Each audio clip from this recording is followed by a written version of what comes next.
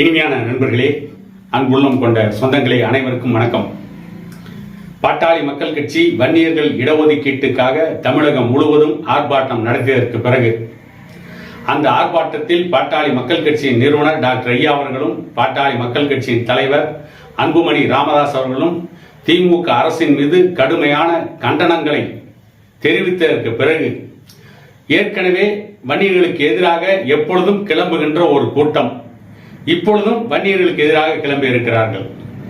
ஸ்டாலினை மனித புனிதராக சித்தரிக்கின்ற வேலையை அந்த ஊடகத்தில் வந்து பேசுகின்ற அந்த நபர்கள் செய்து கொண்டிருக்கிறார்கள். அதில் ஒரு IAS அதிகாரி உள்ளிட்டவர்கள் எல்லாம் அடக்கம். பாலச்சந்திரன் என்கின்ற அந்த IAS அதிகாரி கூட வன்னியர்களுடைய இடஒதுக்கீட்டுக்கு எதிராக நிற்கிறார்கள். அவர்கள் வைக்கின்ற வாதம் என்னவென்று கேட்டால், சுப்ரீம் கோர்ட் உச்சநீதிமன்றம் ஒரு ஜாதிக்கு மட்டும் எப்படி 10.5% இடஒதுக்கீடு கொடுத்தீர்கள் என்று கேள்வி கேட்டதாக இல்லாத ஒரு பொய்யை அந்த IAS அதிகாரி சொல்கிறார். அது வன்னியர்களுக்கு ஏன் 10.5% கொடுத்தீர்கள், ஒரு ஜாதிக்கு மட்டும் எப்படி கொடுக்கலாம் என்று சுப்ரீம் கோர்ட் கேட்டதாம். சுப்ரீம் கோர்ட் என்ன கேள்வி கேட்டது என்று சொன்னால், வன்னியர்களுக்கு 10.5% இடஒதுக்கீடு எந்த தரவுகளின் அடிப்படையில் கொடுத்தீர்கள், அவர்கள் இதுவரை கல்வி வேலைவாய்ப்பில் எத்தனை சதவீதம் அனுபவித்திருக்கிறார்கள், அந்த தரவுகள் எங்கே என்றுதான் சுப்ரீம் கோர்ட் கேட்டது. அதே நேரத்தில் உச்சநீதிமன்றம் இன்னொன்றையும் சொல்லி இருக்கிறது. எந்த ஒரு ஜாதிக்கும் உள் ஒதுக்கீடு கொடுக்கின்ற அதிகாரம் மாநில அரசுக்கு இருக்கிறது, அதற்காக தரவுகள் புள்ளி விவரங்கள் தேவை என்று சுப்ரீம் கோர்ட் சொல்லி இருக்கிறது. அந்த தரவுகள் புள்ளி விவரங்களின் அடிப்படையில் எந்த ஒரு ஜாதிக்கும் இடஒதுக்கீட்டை மாநில அரசுக்கு கொடுக்கின்ற அதிகாரம் இருக்கிறது என்று உச்சநீதிமன்றம் வன்னியர்களுக்கு கொடுக்கப்பட்ட 10.5% இடஒதுக்கீட்டு அரசாணையை ரத்து செய்த பொழுது அந்த தீர்ப்பிலேயே குறிப்பிட்டிருக்கிறது. ஆனால் இந்த வாடகை வாயன்கள் எல்லாம் இதுவரை வன்னியர்களுக்கு எதிராகத்தான் பேசிக் கொண்டிருந்தார்கள். இப்பொழுது சுப்ரீம் கோர்ட்டுடைய தீர்ப்பையே திரித்து கோர ஆரம்பித்திருக்கிறார்கள். அந்த அளவிற்கு இவர்கள் எல்லாம் வன்னிய போபியா என்கின்ற நோயால் பாதிக்கப்பட்டு தடுமாறி கொண்டிருக்கிறார்கள். இப்பொழுதுதான் புதிதாக கிளம்பி இருக்கிறார்கள். வன்னியர்களுக்கு 10.5% இடஒதுக்கீடு வேண்டும் என்று பாட்டாளி மக்கள் கட்சி போராட்டம் நடத்தியவுடன் ஒரு கூட்டமே கிளம்பி இருக்கிறது. ஜாதிவாரி கணக்கெடுப்பு நடத்த வேண்டும், வன்னியர்களுக்கு இடஒதுக்கீடு கொடுப்பதென்றால் ஜாதிவாரி கணக்கெடுப்பு நடத்தித்தான் கொடுக்க வேண்டும். இதில் ஒரு வேடிக்கை என்னவென்று கேட்டால், ஜாதிவாரி கணக்கெடுப்பு நடத்த வேண்டும் என்று பாட்டாளி மக்கள் கட்சி போராடிய காலத்திலாம் இவர்கள் யாரும் வாயை திறக்கவே இல்லை. அப்பொழுது அமைதியாக இருந்தார்கள். வன்னியர்களுக்கு இடஒதுக்கீடு வேண்டும் என்று கேட்டவுடன் ஜாதிவாரி கணக்கெடுப்பு நடத்த வேண்டும் என்று இப்பொழுது ஒரு வாதத்தை வைக்கிறார்கள். இது எத்தனை நாள் வைப்பார்கள் என்று கேட்டீர்களானால், இன்னொரு 2-3 நாட்கள், ஒரு 4-5 நாட்கள் ஊடகங்களிலே மட்டும் பேசுவார்கள். ஆனால் ஜாதிவாரி கணக்கெடுப்பு நடத்த வேண்டும் என்று இந்த வாடகை வாயங்கள் யாரும் எந்த போராட்டமும் நடத்த மாட்டார்கள். ஏன், தமிழக முதலமைச்சரை சந்தித்து ஒரு மனு கூட கொடுக்க மாட்டார்கள். ஜாதிவாரி கணக்கெடுப்பு நடத்த வேண்டும், அதையும் மத்திய அரசு தான் நடத்த வேண்டும் என்று தவறாமல் பேசுவார்கள். தர்க்கம் தவறாமல் வாதிடுவார்கள்.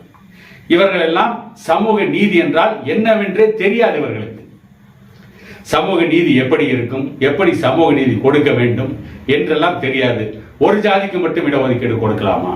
இந்த பெரும்பான்மை சமூகம் மக்கள் தொகையில் எத்தனை சதவீதம் இருக்கிறார்களோ அத்தனை சதவீதம் இடஒதுக்கீடை கொடுக்க வேண்டும். அதை போலவே அனைத்து சமூகங்களுக்கும் இடஒதுக்கீடை பகிர்ந்து அளிக்க வேண்டும். இதுதான் சமூக நீதி. இந்த சமூக நீதியை பற்றியே தெரியாமல் ஒரு ஜாதிக்கு மட்டும் இடஒதுக்கீடு கொடுக்கலாமா? இவர்கள் எல்லாம் எக்கனாமிக்கலி வீக்கர் செக்ஷன், முன்னேறிய சமூகத்தில் பின்தங்கியவர்கள் என்று ஒரு இடஒதுக்கீட்டை கொடுத்தார்களே, அதை பற்றி இப்பொழுதுதான் வாயை திறப்பதில்லை. பாட்டாளி மக்கள் கட்சி மட்டும்தான் பேசிக் கொண்டிருக்கிறது. இன்னொரு வாதத்தை முன்வைக்கிறார்கள். பாரதிய ஜனதா கட்சியோடு பாட்டாளி மக்கள் கட்சி கூட்டணியில் இருக்கிறது. ஏன் நரேந்திர மோடியிடம் இந்த கேள்வியை கேட்கவில்லை? ஏன் பாராளுமன்றத்தில் இந்த கேள்வியை எழுப்பவில்லை? இப்படி ஒரு கேள்வியை திமுக அரசில் இருக்கின்ற அமைச்சர் கேட்கிறார். அந்த அமைச்சரை தொடர்ந்து மற்றவர்களும் கேட்கிறார்கள். இந்த திருவண்ணாமலையில் பாட்டாளி மக்கள் கட்சியின் விவசாயிகள் மாநாடு நடைபெறுவதற்கு முன்பு பாராளுமன்றத்தில் அன்புமணி இந்த கேள்வியை எழுப்பியிருக்கிறார்.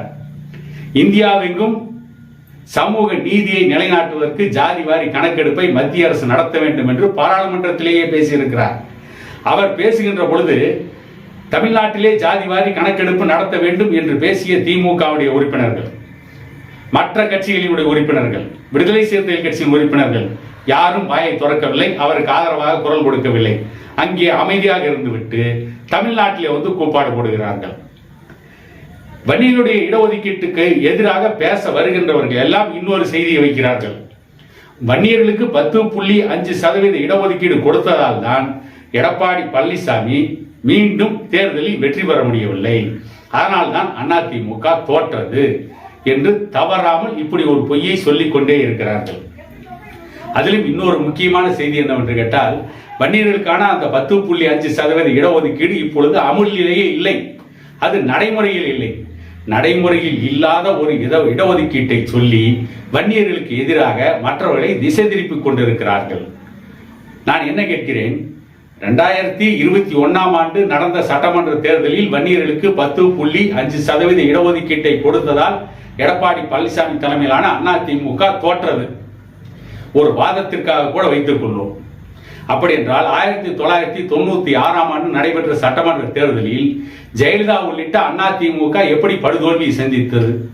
ஜெயலலிதா போட்டியிட்ட பர்கூர், காங்கேயம் 2 தொகுதியிலும் ஜெயலலிதாவை எப்படி தோல்வியை சந்தித்தார்? 4 பேர் மட்டும்தான் அன்றைக்கு அதிமுகவிலே வெற்றி பெற்றார்கள். அப்பொழுது வன்னியர்களுக்கு இடஒதுக்கீடு கொடுத்தால் ஜெயலலிதா தோற்றாரா? 2016ஆம் ஆண்டு தேர்தலில் ஏன் திமுக வெற்றி பெற முடியவில்லை?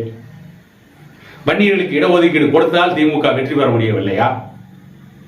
அதுவெல்லாம் காரணம் இல்லை. வன்னியர்களுக்கு இடஒதுக்கீடு கொடுத்ததால் எடப்பாடி பழனிசாமி தோல்வியடையவில்லை. அவர்கள் ஆட்சியிலே நடந்த குளறுபடிகள், அவர்கள் ஆட்சியிலே அவர்கள் செய்த ஊழல்கள், அவர்கள் மீது தொடர்ந்து எழுப்பப்பட்ட குற்றச்சாட்டுகள், ஆகவே எடப்பாடி பழனிசாமி தலைமையிலான அதிமுக தோல்வியடைந்தது. அதை மறைப்பதற்காக வன்னியர்களுடைய இடஒதுக்கீட்டின் மீது பலியை போட்டு வன்னியர்களுக்கு எதிராக பேச வேண்டும் என்று திட்டமிட்டு பேசிக் கொண்டிருக்கிறார்கள்.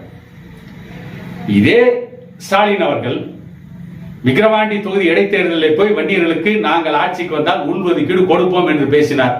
அப்பொழுது ஏன் இன்றைக்கு வன்னியர் இடஒதுக்கீட்டுக்கு எதிராக பேசுகின்ற அத்தனை பேரும் அன்றைக்கு ஸ்டாலினுக்கு எதிராக ஏன் பேசவில்லை? ஒரு ஜாதிக்கு மட்டும் நீங்கள் உள்ஒதுக்கீடு கொடுத்து விட்டால் மற்ற ஜாதிகள் எல்லாம் என்ன செய்யும் என்று அன்றைக்கு ஸ்டாலினையும் இவர்கள் கேட்டிருந்தால் இவர்கள் யோக்கியவான்கள். இவர்களுடைய எண்ணமெல்லாம் வன்னியர்களுக்கு இடஒதுக்கீடு கிடைத்து விடக்கூடாது, இதுதான் இவருடைய எண்ணமே தவிர இதை தவிர வேறு எந்த எண்ணமும் கிடையாது. இப்பொழுது இன்னொரு கூட்டம் புதிதாக கிளம்பி இருக்கிறது. வன்னியர்களுக்கு மட்டும் இடஒதுக்கீடு கொடுத்து விட்டால் கொண்டக்கோட்டை மறவர்கள், குயவர்கள், மண்ணுடையார்கள் இவர்களெல்லாம் என்ன செய்வார்கள்? இவர்களெல்லாம் என்ன செய்வார்கள் என்று வன்னியர்களுக்கு இடஒதுக்கீடு என்று வன்னியர்கள் போராடுவதற்கு முன்பு இந்த கேள்வி ஏன் இவர்கள் கேட்கவில்லை? 2021ஆம் ஆண்டு 10.5% இடஒதுக்கீடு கொடுத்த பொழுது இப்படிப்பட்ட ஒரு கேள்வியை வைத்தார்கள். அதற்கு பிறகு அவர்கள் விட்டுவிட்டார்கள்.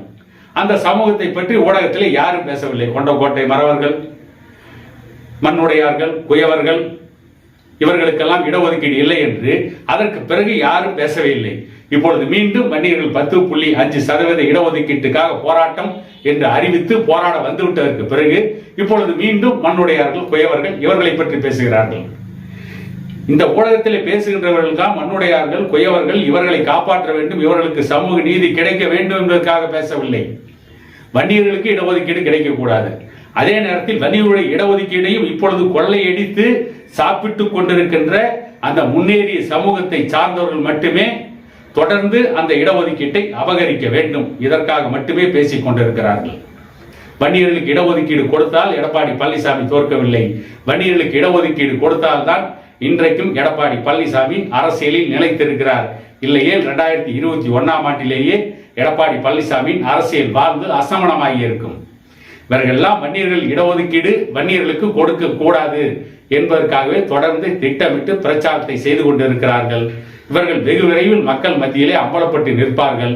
எத்தனை பேர் வந்தாலும் தொடர்ந்து போராடி இந்த சமூகம் தனக்கான இடஒதுக்கீடை பெற்றே தீரும் என கூறிக்கொண்டு இன்னொரு காணொலியில் உங்களை சந்திக்கும் வரை உங்களிடமிருந்து விடைபெறுவது உங்கள் எடப்பாடி துரைசாமி.